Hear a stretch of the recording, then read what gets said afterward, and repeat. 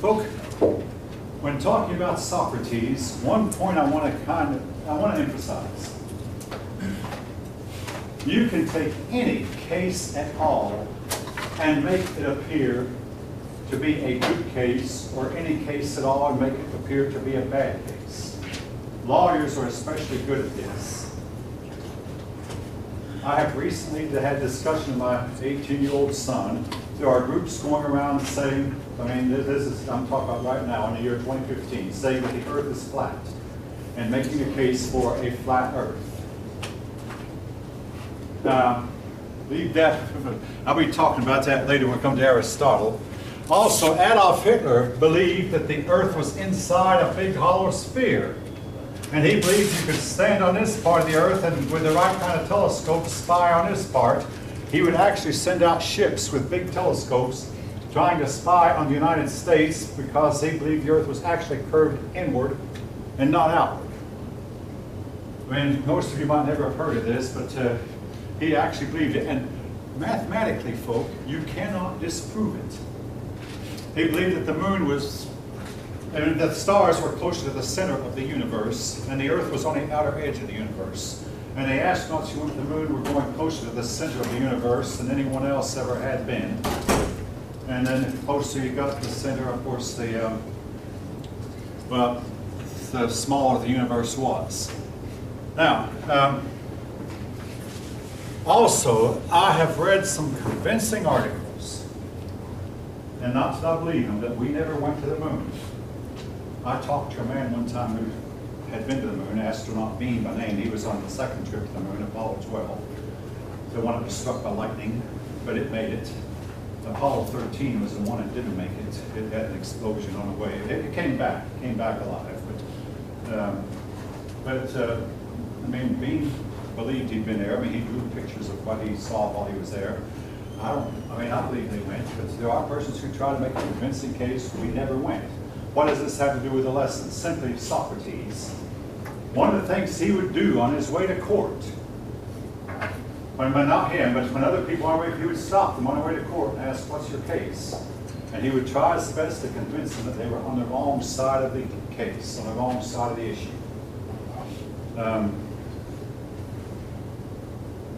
And you can always make a case that somebody is wrong under every circumstance. And I can begin to see, when I think about it, why people would eventually get tired of him and maybe want to get rid of him.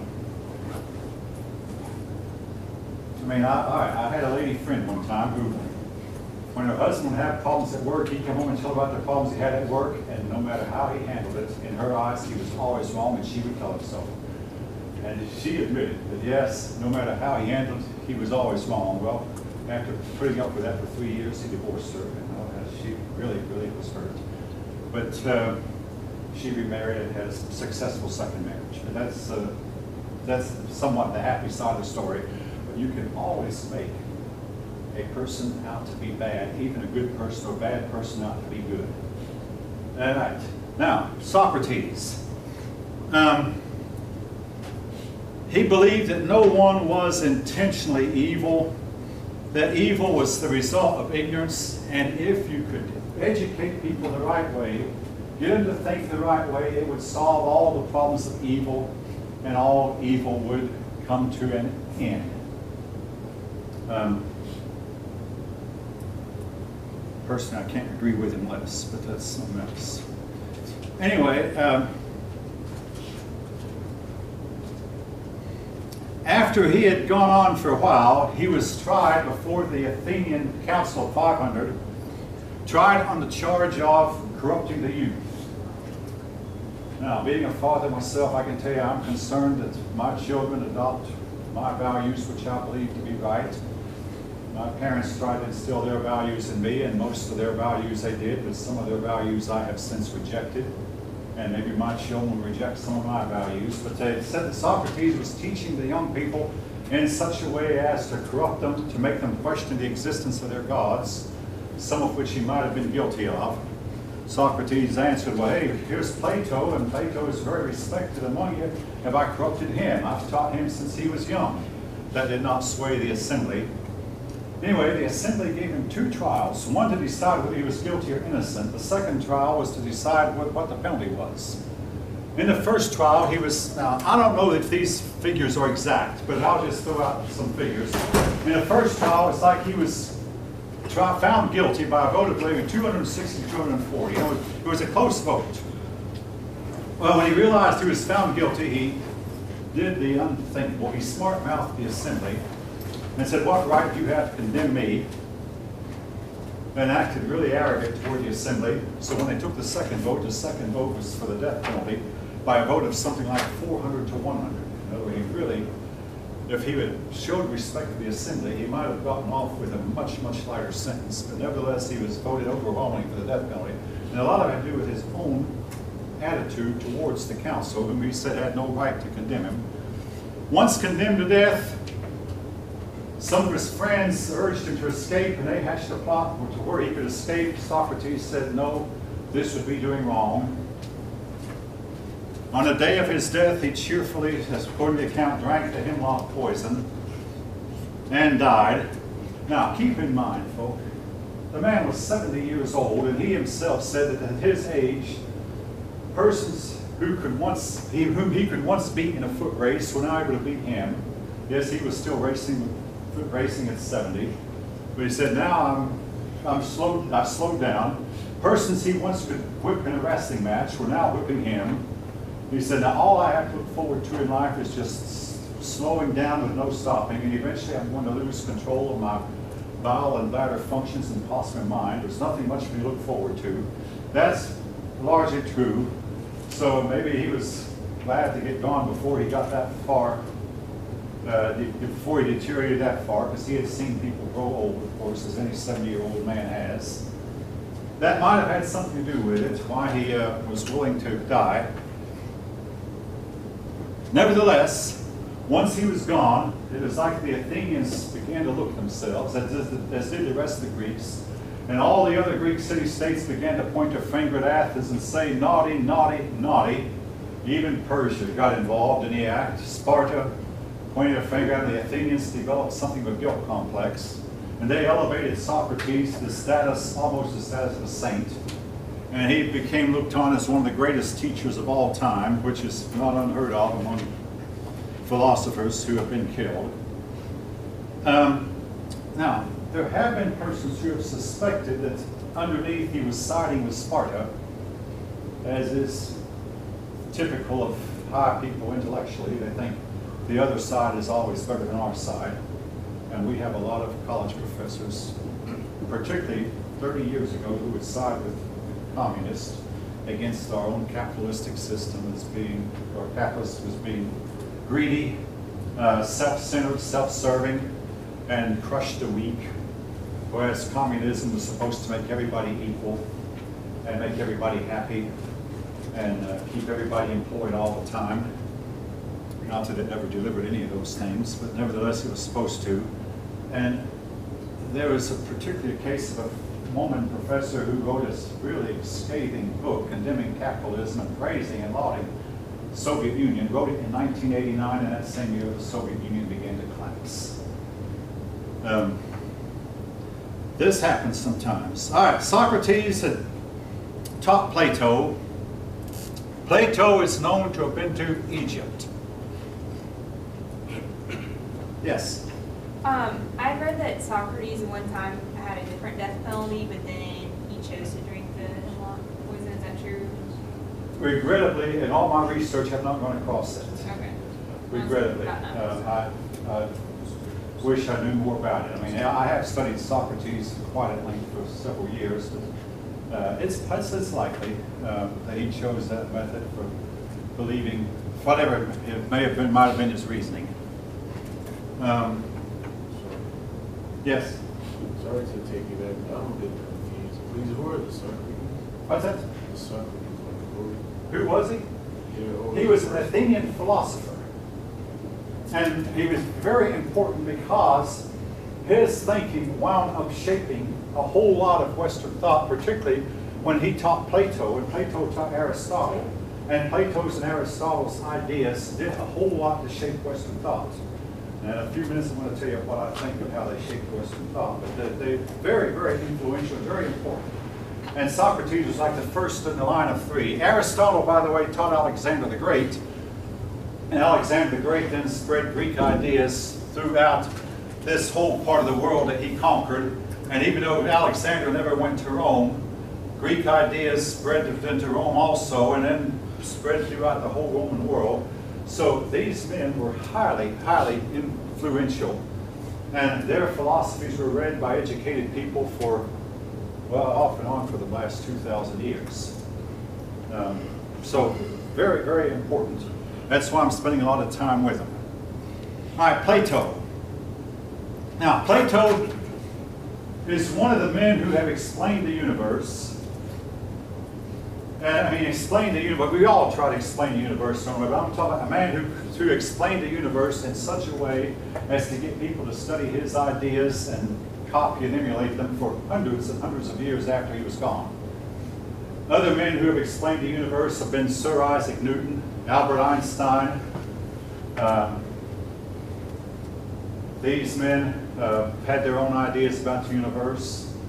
The sophists said we cannot explain the universe.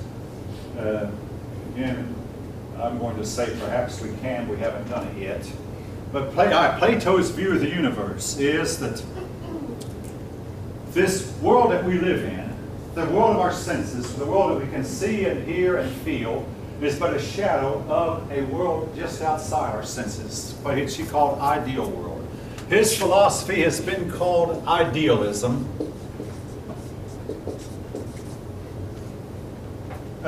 He believed in the ideal world, clothing would never rot, and wagon wheels would never wear out, chairs would never get old and collapse. This was, to him, the ideal world, ideal forms.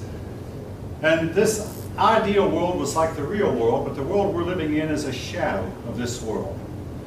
Now, the goal of philosophy then was to try to get our minds focused on the ideal and focused away from this world of our senses. Now, his idea that the world of our senses was an inferior place might have been detrimental to the rise of technology. Here's how. Again, I believe I've said this before in this class. In order for a society to develop technologically, you have to believe that the world we're living in is a regular world. And if you put two devices together that are just alike, both of them will do the same thing. Even if you take a little cell phone, which I left mine in my car, so it won't be going off. But take a cell phone that has probably 1 million little transistors and diodes and resistors inside it. Put together another cell phone like yours, and the other will do the same thing yours will. Yes, it will. It's just part of the basic way we look at life, our universe. The ancients did not believe this, particularly Plato. Also, this philosophy hindered the spread of Christianity, which came later, because when Christianity was first introduced to Greeks and they started preaching resurrection of the dead, the Greeks laughed. Why, who'd want to resurrect back into this old corrupt body? Well, we want to resurrect, we want to go to a higher place. So while Plato's idealism might sound like Christianity, there were some things about it that were strongly anti-Christian that initially hindered the development of Christianity. Now,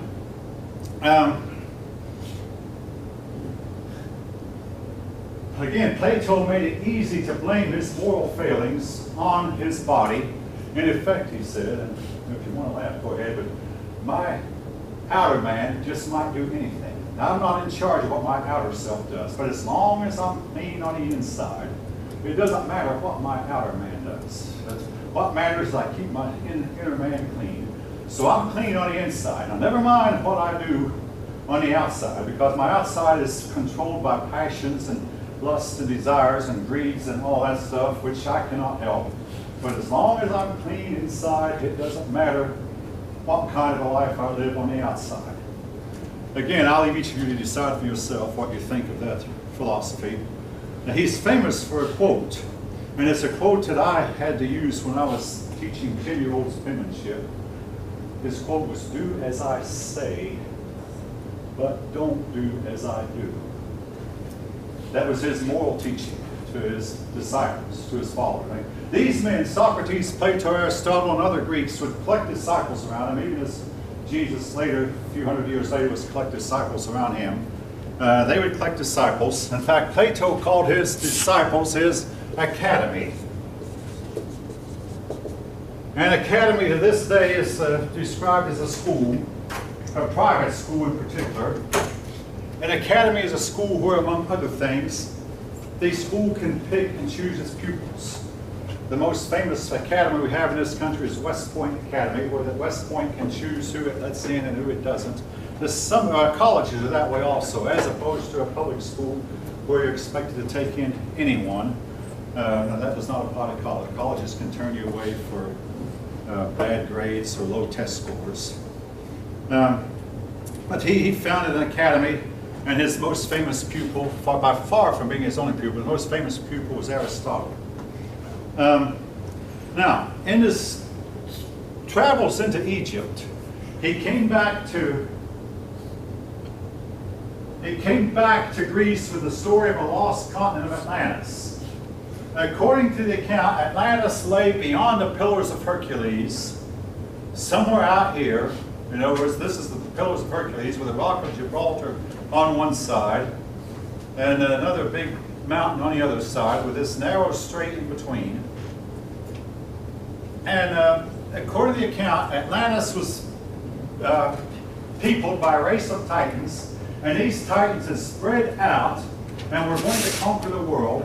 And Plato said, "You Greeks were the ones who stopped them. You Greeks engaged in battle. You barely did, but you stopped them, stopped your advance, but you don't even remember it, but we do, we Egyptians do." Then the Atlanteans retreated back to their own place, and a huge disaster hit them, and Atlantis sank into the sea. Now, from that day till this, people have looked for the lost continent of Atlantis. There was a rumor back 5 years ago that it was found buried under some soot here because we now can send sonar into the ground, and the sonar was picking up regular shapes, but other persons said no, it wasn't. They have looked for Atlantis all over the world. The Atlantic Ocean, named after Atlantis. The city of Atlanta, also named after Atlantis. There have been several places under the ocean, buildings discovered, pyramids particularly. Several pyramids have been discovered under the ocean. Whether that has anything to do with Atlantis, at the moment we simply don't know. Plato had some ideas about government. His ideas of government were set forth in his book called The Republic. Now keep this in mind, because we're going to run into the word republic again when we start talking about Rome. The difference between a republic and a democracy is a democracy allows everyone to participate, which is what Athens tried to do. A republic says, no, only the elite should represent the rest of the people. And to some extent we call our government a republic. We send representatives to the Congress. Each state sends 2 senators plus House members based on population. You should have learned this in your government classes. And we call our form of government a republican form of government. Plato believed that this was best. He had a very low opinion of democracy based on what he saw with Athens. Now all 3 of these men, Socrates, Plato, and Aristotle, had a low form of democracy. Of course, keep in mind, democracy had condemned Socrates to death. So you might understand why Plato and Aristotle would not like this form of government. Now, one thing that was unique about Plato among his fellow Greeks, Plato believed that women could play a role in government. Among most Greeks, if not all Greeks really, women were told to stay at home. Sparta gave its women more freedom than other states did, owing to the fact that the men were gone a lot, or at least when they were there, were not allowed to live at home until they were 30. But the other Greek city-states said a woman's place is in a home. Plato said no, he believed that women could participate in government. he also believed that men and women could associate with each other strictly as friends without becoming lovers. And that's where we get the word platonic. The word Plato and the word platonic, where that men and women associate as friends without becoming lovers. And folk in the workplace, you have to learn this, and because in the workplaces anymore we have men and women working together side by side. And I have told my children, the workplace is no place for romance. If you haven't found it out yet, you might find it out painfully the hard way. There's no place to hide. If it fails, there's no place to run to except to run off and leave. When you have a job at Lockheed, like I did for 27 years, and you're getting older, you can't just run off and leave. So, yes, I like workplace more, but that's something else. So that's personal more than. But anyway, well, he believed men could remain friends without becoming lovers. And folk, you can decide for yourself what you believe about this. Different people have different ideas on it. And as a personal note, I think that men and women cannot be just friends. And you want to contest it? I won't listen. Women think with one side of the brain, men think with another. And sooner or later, if you make... Now, having said that, I mean, if you're unmarried and want to be married, you have to, with our dating custom, you have to make friends with members of the opposite sex. But most of the friendships you form with the opposite sex are either going to end in disaster or end when one of you decides to hurry up and run away, run out of it. Most of them, not all, but most. Again, this has been my experience. You never can believe what you choose to believe. He looked down on the ordinary person. He said the highest people were the philosophers of the kingdom. They were the greatest. Second highest were the soldiers. They were the brave and courageous ones. Then came the people driven by desire. These are people that he called the producers. He realized they were important. The farmers, the merchants, the traders, they were driven. He said these people are the lowest of people, driven by desire. And even shouldn't even have a vote, shouldn't take part in the government because they vote based on their whims. One thing I'd like to do is say, Plato, come with me through history, and I'll show you how a country that's made up of Europe's outcasts, Asia's outcasts, and Africa's outcasts can become the greatest country on earth. Again, and I said, your people whom you look down on, if they were taken away from their upper classes, they might eventually build a greater nation than the Greeks have ever been if they were given the right political system, the right philosophical system. But nevertheless, he believed that the lower class, and Aristotle believed the same thing, that the lowest class people who were driven by their basic animal desires would never rise to the top, would never achieve highly. All right, I'll take my leave of Plato. Get into Aristotle.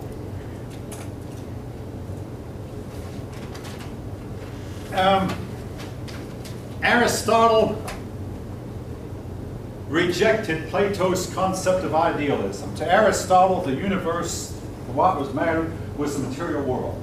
There's a famous painting showing Plato and Aristotle walking side by side.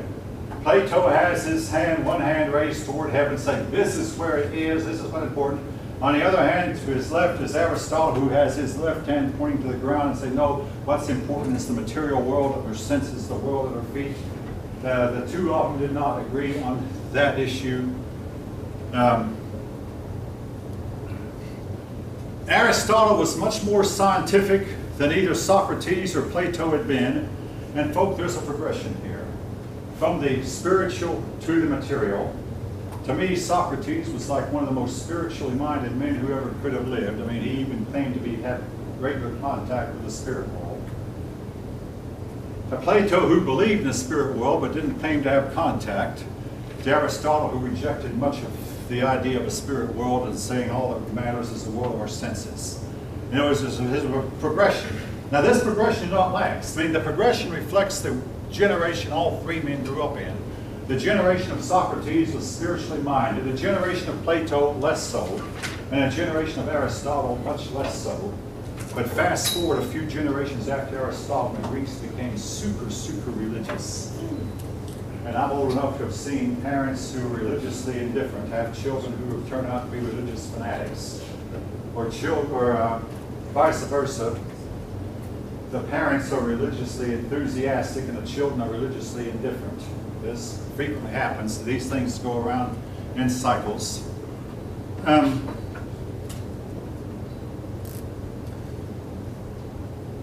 Anyway, there was another progression, which I'll get to in a few minutes. But there was a progression from the spiritual to the material, reflecting these three men. Also, as Aristotle believed in a monarchy. He said the best government is either a monarchy or an aristocracy. Democracy to him was the absolute worst form of government that you could have. Then partly it was based on what he saw. Democracy eventually led to lawlessness, anarchy, high crime rates, and governments spending more than they had.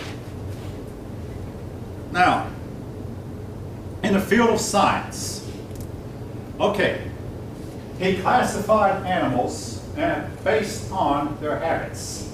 Now today, folks, modern science of taxonomy, we try to classify animals based on what we believe was their supposed ancestry.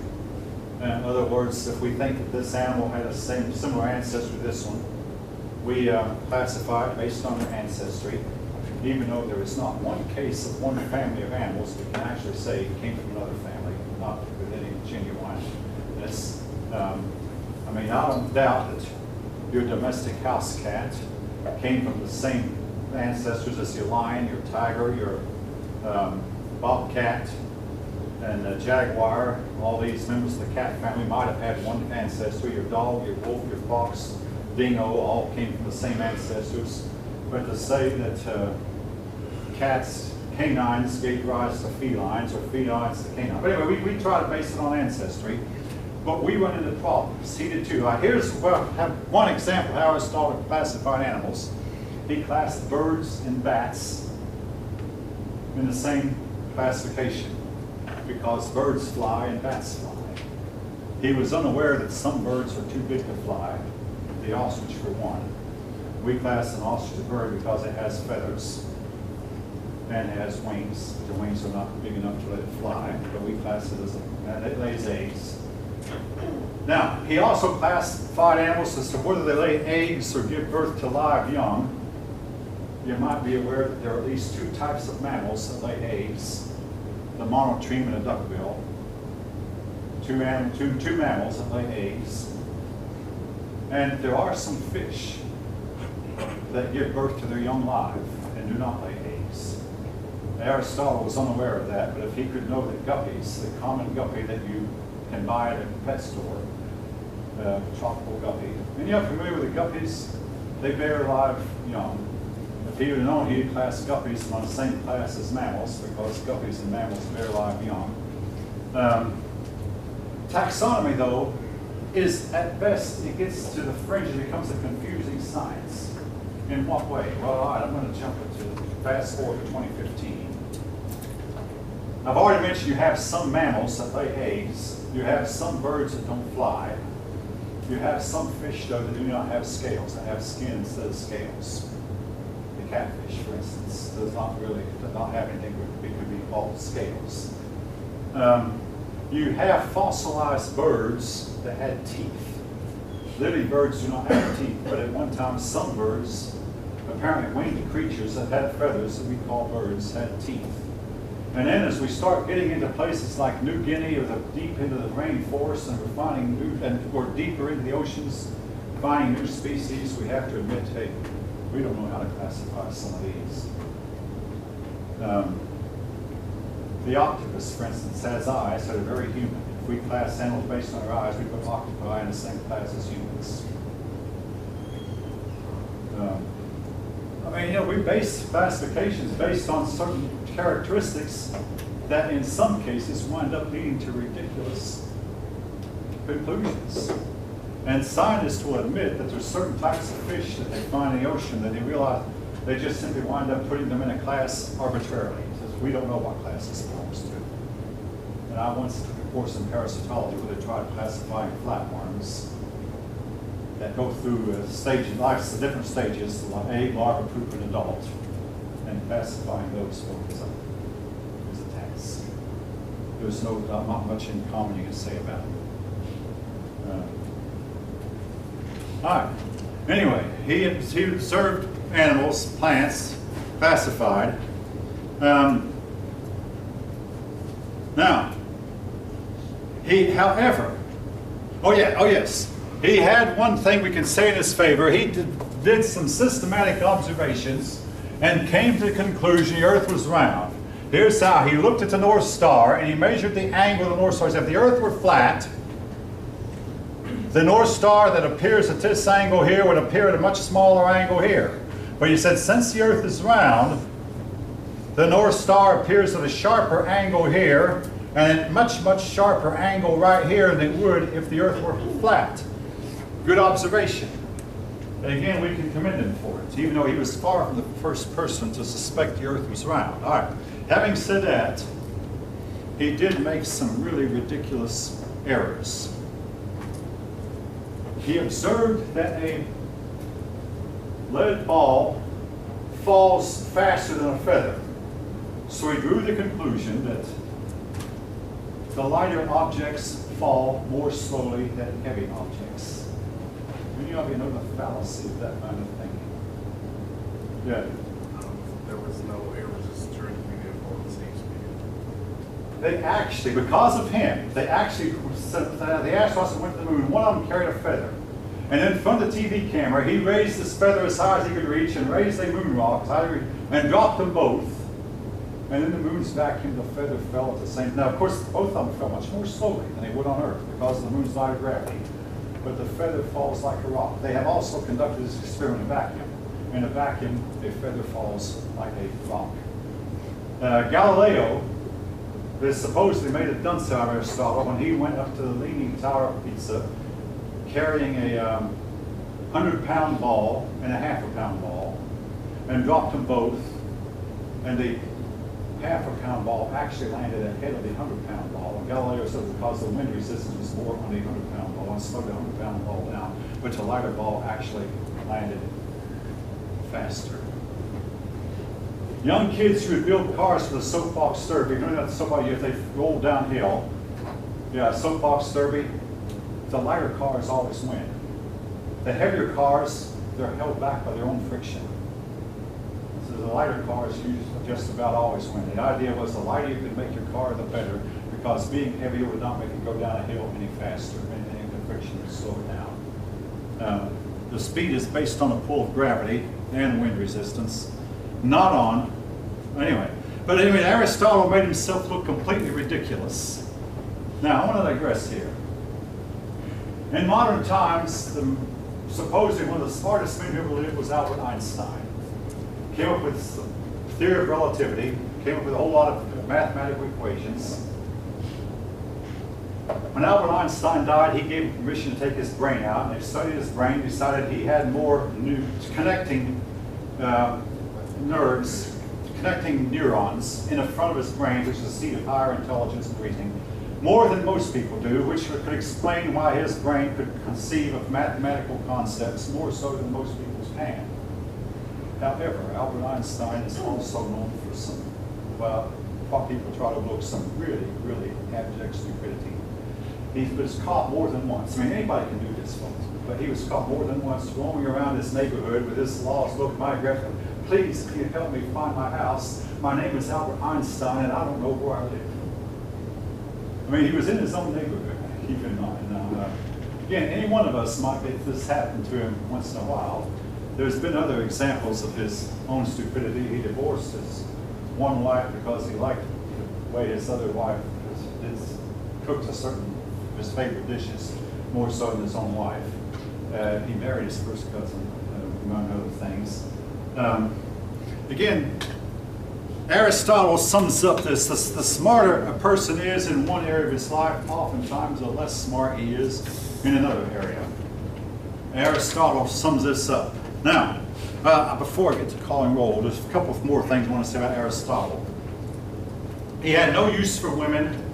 He looked on women as being inferior. The only reason he said that women needed to exist was to bear children, but he himself never married or had any inclination to. So family life to him was totally unimportant, and he didn't realize that children appear to need to grow up in a family environment in order for society to go on. Now, another big mistake he made, he did not believe that money should be invested to make more money. He said, money is sterile, it cannot beget more money. Well, folk, down the drain goes the whole banking system. He did not believe money should ever be loaned out with interest.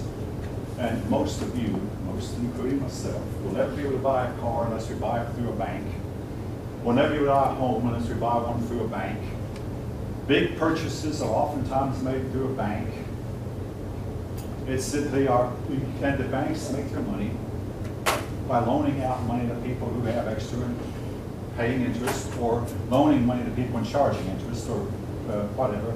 But this is how banks stay in existence, by interest. Now, he did not believe in the atom. Some Greek scientists were teaching that atoms existed, but they could not believe, for they believed you break something small enough, eventually you'd come to something that was so small it couldn't be broken into anymore. Well, again, without the atom in modern chemistry and modern physics, folks, there is no chemistry or physics. The atom helps explain how there's such things as fire, reactions, chemical reactions, how some objects bond together. Without the atom. Now, here's my take on these three men, to sum up in a couple of sentences. Socrates and Plato and Aristotle, they were highly influential. And they were right on a lot that they said. But they were wrong in enough ways that they wound up setting humanity back by about 1,000 or 2,000 years. Everywhere their teaching went, the society that taught that failed. Now, Aristotle, again, taught Alexander, and Alexander created what we call the Hellenistic Empire. The Hellenistic Empire failed. Greece fell. The Hellenistic Empire that came afterward fell. Then the Romans adopted the teachings of these men. The Roman Empire fell. As a result, Europe was plunged into a period of time called the Dark Ages. And a lot of the blame goes to Socrates and Plato and Aristotle, who set up a system that squelched scientific learning, squelched economic development, and did not do anything to improve on family life. Three areas where they came up short and came up lacking. Now, I hate to say this about because I admire people who can speak and get people to listen to them and get people to follow them. But they were wrong in areas where if they had not been wrong, who knows, we might have colonies on Mars right now. Yes? So they squelch science? Plato particularly, by saying that the earth we live in is an inferior place, and his school of philosophy is followed by, even by Christians now for hundreds of years. There's a Platonic school of people who followed his teachings. And so really, to a large extent, this squelched science. You have to, about scientific progress, most of what we have today has only been invented in the last 150, 200 years. Mankind really did not begin to progress scientifically until about 300 years ago, and then the progress went at an accelerated pace. Well, supposing we've begun to progress back yonder in Socrates' day. By now, we might even have colonies on Pluto, who knows? So science, family, and what? Family life, again, Plato somewhat tried to elevate women, but he was followed by Aristotle, who had little use for women, no use, basically. Were there three things, though, that were thinking? Thinking, yeah. Talk about, I want to say a few more things about Greek religion. Yes? So, Athens went into like dark age, basically because of what Greek. It wasn't just Athens didn't go so much into dark ages. Athens fell from hegemony. It became unimportant, took a lesser role. And Alexander conquered them. First Philip conquered them, Alexander, or basically the whole Greek nation went downhill. Then the people who conquered them, the Hellenistic era, they fell down. They fell to Rome. Then Rome itself fell. And then Western Europe went to the Dark Age.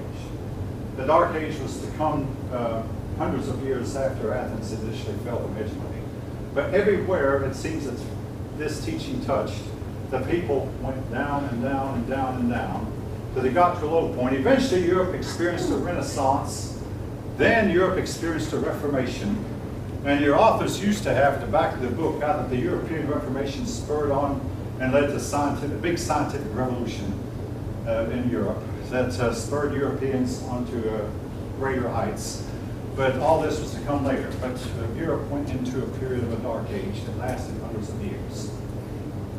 But not altogether, you can't say all of it had to do with Socrates and Plato and Aristotle. Some of it had to do with climate change. Global cooling, folk. All right.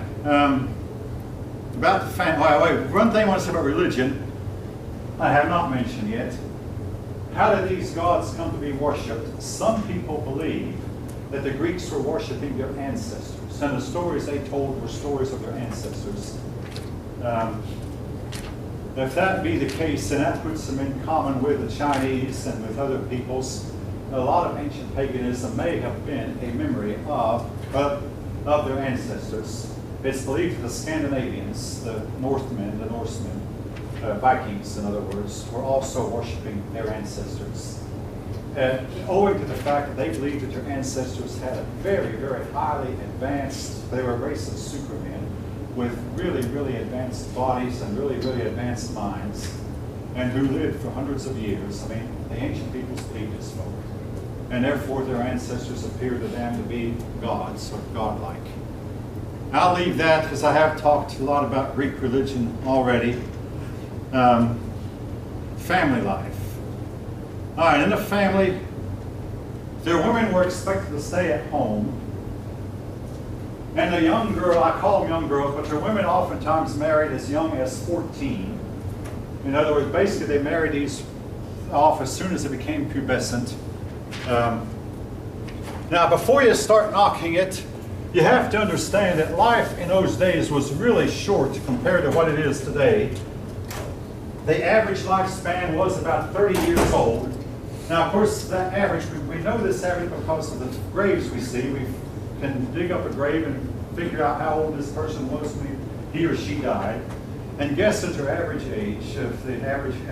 The average is brought down by the fact they had a whole lot of infant deaths, and a whole lot of children died quite young. Now, that's not to say that we are necessarily living longer than they did. On the average, yes. The average age of an American right now, the American man is about 79, the American woman is about 80. But that's because more of us are getting to that point. It is believed that the longest a person can live is about 120 years. And with all of our medicine and all of our science, we have not in any way broken that barrier. This barrier is set by our DNA and our genes. And there is no known way we can yet break that barrier. The difference, though, is we are having more and more people get to that. Now, every generation of humans that we have record of has always produced people who live to be 100. The difference today, we are having more and more people reach that milestone. But they have people who live to be 100 and people who claim to be 110, 120. But the average age was much, much less. But again, we have a higher percent of people reaching that. So their girls would often marry as young as 14. They had legitimate children and illegitimate. They only considered legitimate children to be citizens, and only the legitimate children were allowed to vote. They were allowed to own property, or allowed to inherit. Now, here's another characteristic of Greek life your book mentions, and I'm not going to sweep it under the rug. The men considered homosexuality to be the ideal. This was especially true among the aristocrats, where that every aristocrat oftentimes had a male partner. And as far as you know, a lot of the women just went along with this, and oftentimes the male partner was a young boy, as I've already mentioned. Now, I already mentioned how that there was a progression between Socrates and Plato and Aristotle from the spiritual and materialistic. There was another progression in that Socrates fought his homosexual urges and might have overcome them. Plato said, oh, it's okay. He advocated it. Aristotle didn't even argue about it anymore. To him, it was, didn't even hardly mention it, even though we know he was also homosexual, had no use, no desire for women, whatever. Again, we don't know if this went down to the lower classes or not, but we can suspect in a lot of cases it might have, owing to the fact that their gods were doing it, their kings were doing it, their philosophers were telling them it was all right.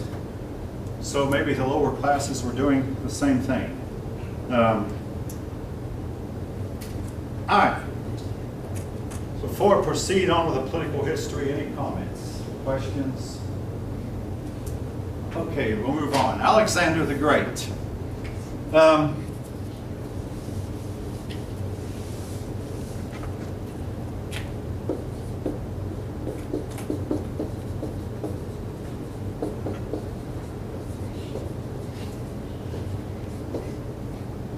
Now, he was the son of Philip of Macedon. Philip of Macedon was the richest, most powerful ruler in the Balkans. Macedonia was somewhat looked down on by the Greeks as being primitive. You know, the Macedonians were known to be related to the Greeks, but the Greeks considered themselves to be high above, and with the Macedonians somewhat halfway between civilized and barbarian. However, while the Greeks were busy fighting among themselves, Philip was able to build up a huge empire. And one day, he did the unthinkable, conquered all of Greece. Now, here was one of the things that gave democracy a bad name. When Philip decided to move into Greece with his army, if Greece had had a king and had been united, perhaps they could have stopped Philip. Instead, more and more Greek city-states were taking up democracy, and half of the Greeks were known to favor Philip. They said, we've had too many wars among ourselves, that he can get us united, he can bring us peace, let him come in. Therefore, half of us can fight. This was another thing that was to give democracy a bad name. Would the same thing happen to us today? Anyway, Philip came down, conquered the Greeks, united them. Then he prepared to go in and take over Persia. But in the meantime, he married a woman named Olympias. Olympias was not a true Macedonian, but nevertheless, he had a son by her named Alexander, and Alexander was his oldest, so Alexander supposed he would get the throne except for one thing. Philip later married a woman who was a true Macedonian, and she had a son, and the son of the true Macedonian wife was supposed to inherit the son of Alexander. This upset Alexander and his mother Olympias greatly. Now, some years back, one of my students gave me a documentary, The True Story of Alexander the Great.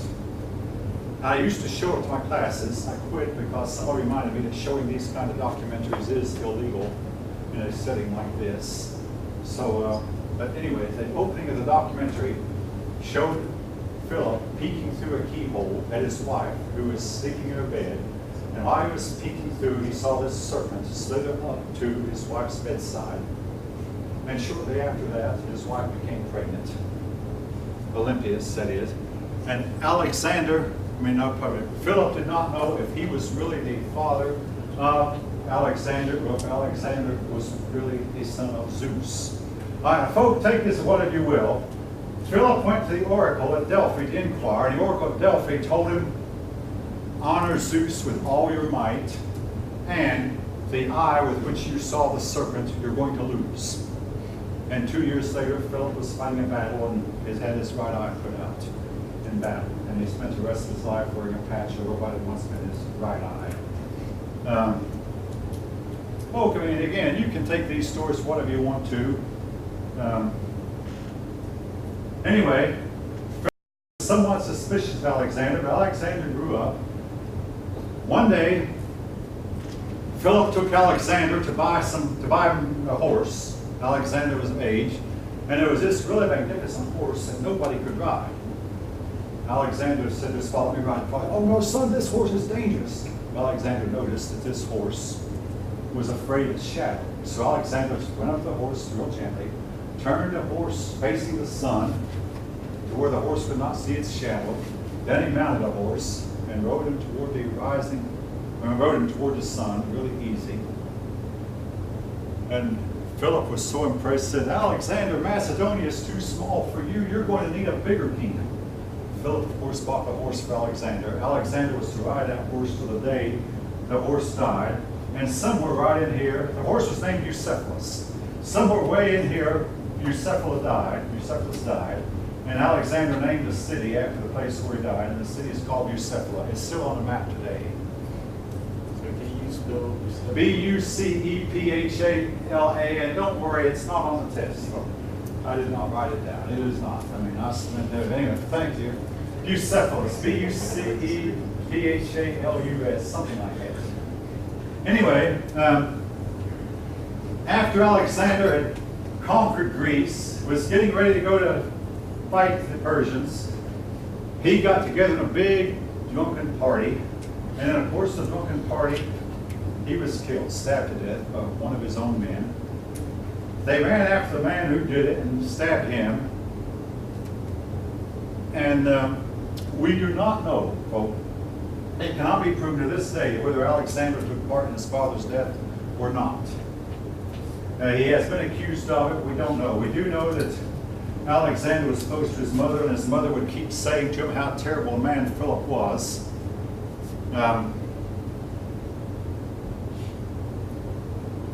Anyway, Alexander had a hatred to his father. Well, once Alexander's father was dead, Alexander took over. He killed the younger brother and also the younger brother and the mother of the Macedonian mother of his father's wife, one of his father's many wives, so that this younger brother would not have any claim to the throne. Then Alexander, had all the claim to the throne. Now the Greeks said this 20-year-old is not experienced in battle, will rebel. The Greeks rebelled.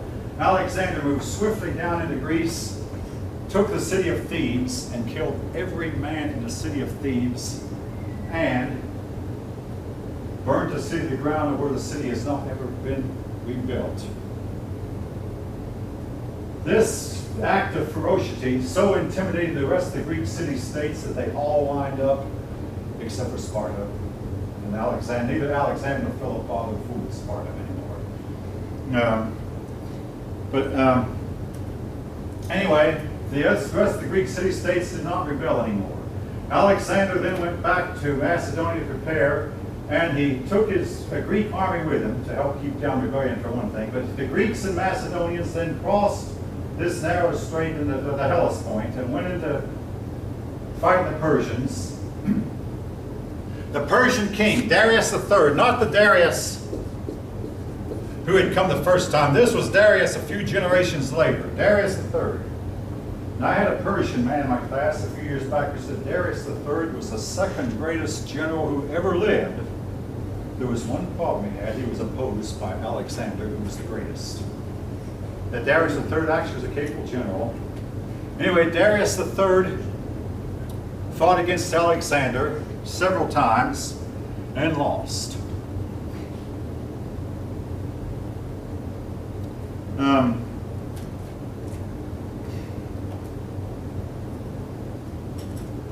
Anyway, Alexander then went from here, after having whipped the Persians, he went down here into Asia Minor, from Asia Minor, on his way to Egypt. On his way there, he fought a battle at a place called Armageddon, or Megiddo. Megiddo, and another name for Megiddo is Armageddon. Now, the writer of the book of Revelation says the last battle of the world is to be fought at Armageddon. I mean, if you've ever heard of Armageddon, it's there. Anyway, I was at Armageddon one time, and it's shaped with a bowl shape somewhat like this. What this means, folk, is that every soldier on the field can see every other. Because there's walls surrounding the valley, there's no room for flanking movement. So basically, the army meets head on, head to head, with no room for maneuvers, no room for flanks. and there have been hundreds of battles fought there already. Napoleon looked down over the site one time and said, wouldn't this be a really dandy place to have a battle? Yes, there have been many battles fought there. Anyway, when Alexander fought at Armageddon, he arranged a fight to where Alexander and Darius, Alexander was facing where if he retreated, he'd have to retreat into Persia, and if Darius retreated, Darius would have to retreat toward Macedonia. There was a loser who was going to have to run into enemy territory. Alexander engaged, and Alexander won. Darius kept being forced to retreat farther and farther. Well, Alexander then marched towards Tyre, the Phoenician capital. Alexander wanted peace with Tyre, so he sent some ambassadors into the city.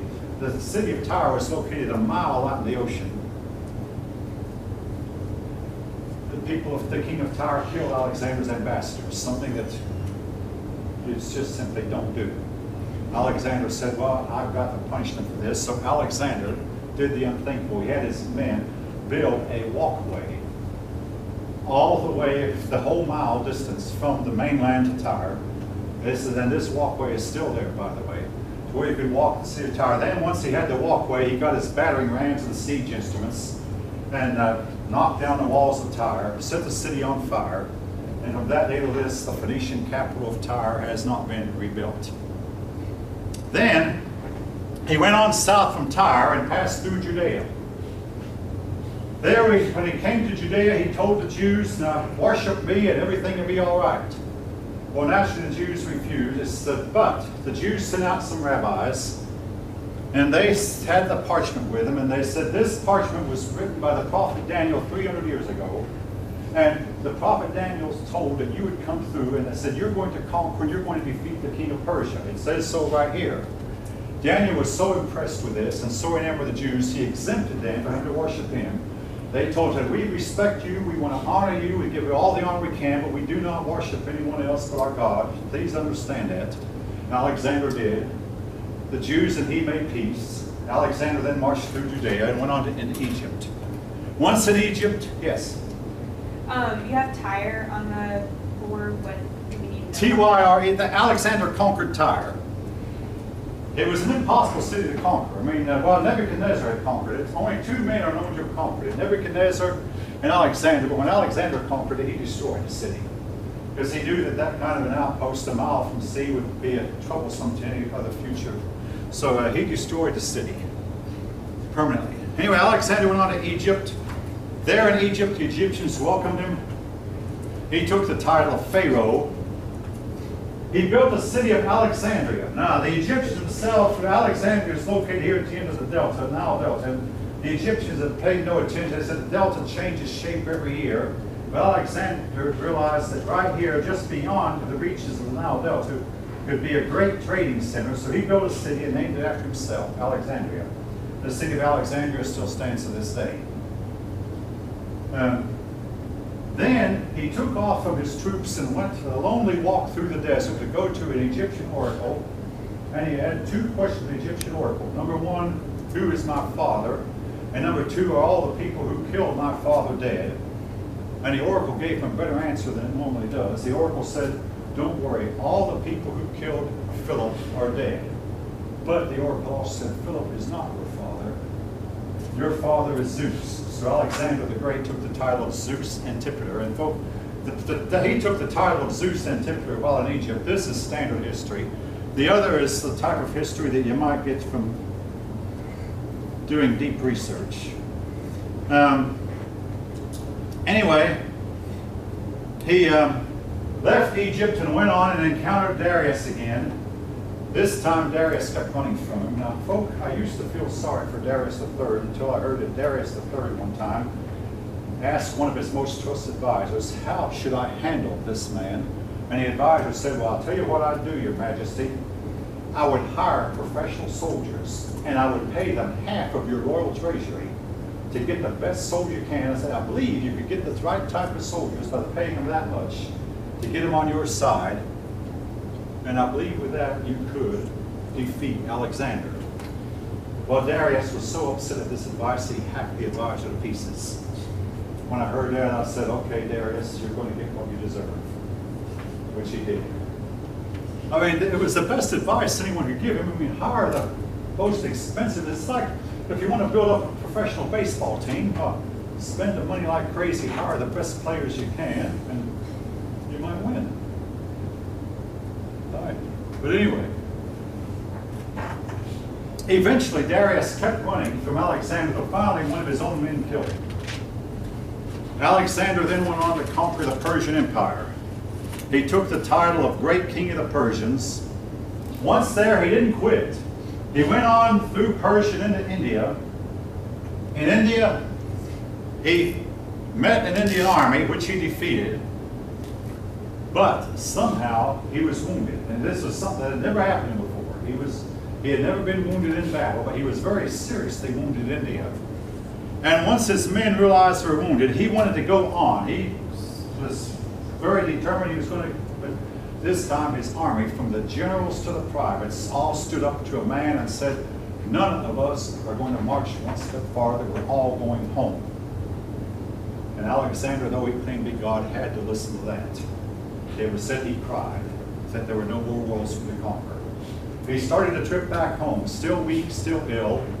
He went to the city of Babylon, where it is said that he died possibly in a drunken stupor, possibly poisoned by his own men.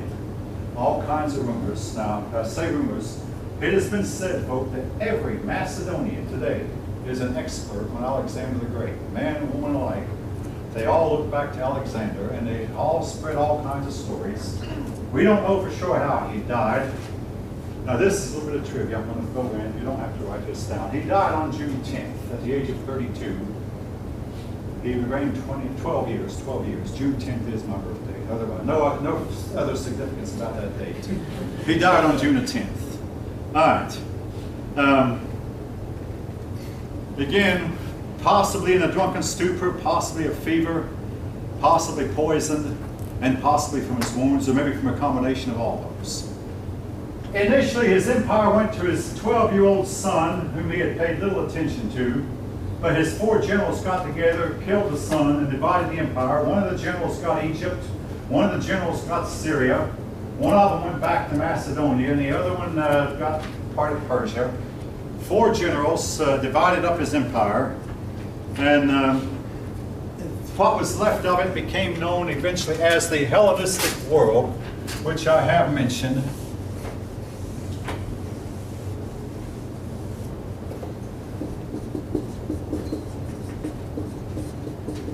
All right. The Hellenistic world, eventually gave way to Rome when Rome came in. But it's known for being, the word Hellen comes from the Greeks. The Greeks were called Hellenes. So it was basically everywhere Alexander went, he spread Greek culture. He had learned a lot of Greek culture from Aristotle. And by the way, Alexander would go to sleep at night with the Iliad and Odyssey, using those books as his pillow. Believing that they would help him. He also believed he was descended from Achilles, as well as Hercules. He believed Hercules was a distant ancestor, and so was Achilles. But believing that, the Greeks, in turn, learned Eastern ways, so East and West met. The Greeks began to question their own values. All right. Here's some of the characteristics of the Hellenistic world. New philosophies came up, Epicurean. All of what you remember about the Epicureans is they're famous for a quote, and Paul quoted this in the Bible: let us eat, drink, and make merry. Anybody know the rest of it? For tomorrow we die.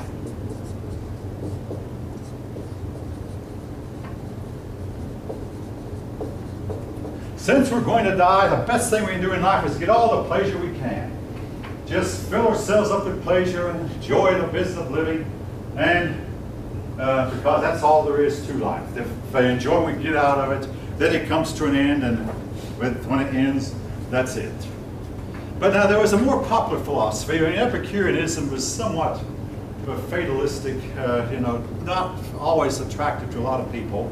The Stoics, The Stoics, they said that we should try to find happiness by living a good life, being morally upright, learning the will of God. They also said that we should be able to take whatever God willed for us. In other words, if we wound up getting a crippling disease like polio and becoming crippled, while if our children all died off, or we should take this with a stiff upper lip, not show emotion. If any of you ever watched the original Star Trek series, Spock reminds me so much of a Stoic. That it was wrong, believed it was wrong to show emotion. Heracles was Stoic, and how that he could attend the funeral of his oldest son without showing any emotion. And when he attended the funeral of his younger son, he broke down uncontrollably. But Stoics tended to be unemotional, believing emotion was bad. Stoics often became involved in politics, and they became the community leaders. But they had one bad side. They said you should have few friends because friends might hurt you, or friends are often coming to you asking you for favors, say, can you get this job for me since we've been buddies for many years? Can you do this or that for me? So you should have few friends because they'll do you more harm than good. Now, as they came into contact with these Eastern peoples, the influence of the Greek gods declined.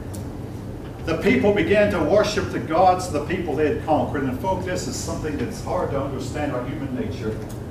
You go into the army and conquer people, and you wind up worshiping their gods. I mean, their gods that couldn't save their own people, but then again, hey, they seem better than yours. So embrace those gods of the people you conquer. And this is what the Greeks did.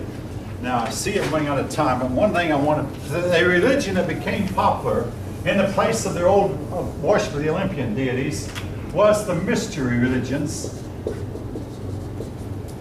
The mystery religions talked about union with a Savior God. Now, this Savior God had died, and it was up to you if you could find eternal life by uniting yourself with this Savior God, because when He came back to life, He would bring you back to life with Him. Now, it sounds a whole lot like Christianity. However, there were a couple of really big differences. But a lot of persons say the mystery religions was what led to Christianity. There were some differences. All right, typically, first difference, the mystery religions prided themselves on, we only take the best of best. So this mystery group over here would say, we have the mayor of our town. Oh, but we have the city manager. Oh, but we have the senator. But we have more senators than you do. They would try to outdo each other in who they took of the more successful. Christianity, on the other hand, took in everybody. The successful and unsuccessful. Like Christianity took in the thief, the poor, the destitute, the prostitute, the mentally deficient, the old, the young, anyone who would join. Another difference was the mystery religions kept everything they did hush-hush in secret. They'd meet in secret, and they'd come out, and the people would come out, and they would not tell you what was going on. The church, on the other hand, it came later. We'll tell you what we believe. We'll tell you what we do in our meetings. And yeah, you're welcome. Anybody who wants to is welcome to come to our meetings. So, that's why I cannot call Christianity a mystery religion, simply because it had no mysteries. It had no secrets. So, therefore, there was no mystery religion. Now, the mystery religions remind me somewhat of the Masons. They only take in the best of the men and leave the rest of us out. And when I was in college, I had a brother who joined a fraternity, and he said, this other fraternity, they take in people that we wouldn't even have. Well, neither one of them would take in me. So. Leaving that, not that I cared, because he wound up having severe doubts of whether he ever should have joined. And again, there's reasons why you do and reasons why you don't. Now, very popular among the worship of this time was the worship of the Egyptian goddess Isis.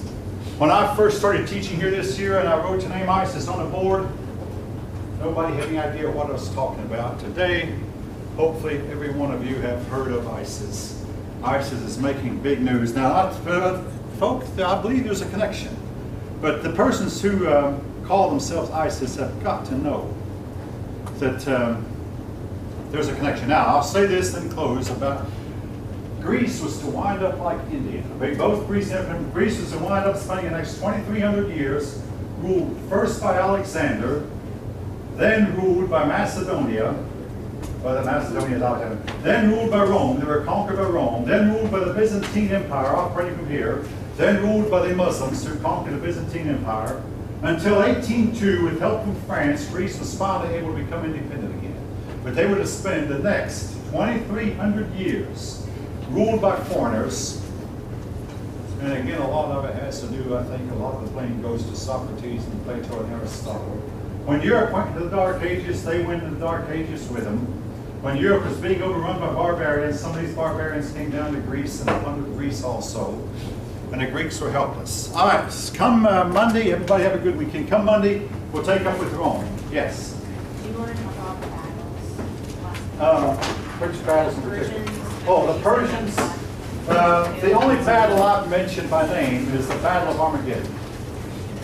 Oh, you mean the battle? What I was talking about last time. Okay, okay, yeah. All right, here's the battles. So if you have a minute, and I'll be right with you.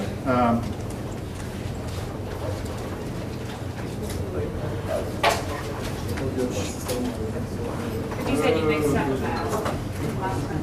Yeah. Okay. I wish you'd asked at the beginning of the class. It would have been right perfectly back up. Here they are. Marathon. Marathon was where the Persians were finally defeated. That was in the first war, Marathon. And after that, second war is Xerxes. The first battle was Thermopylae. The second one was Salamis, and the third one Plataea. Thermopylae was a Persian victory. Salamis was a Greek navy victory. Plataea was a Greek land victory. So do we have to know that for?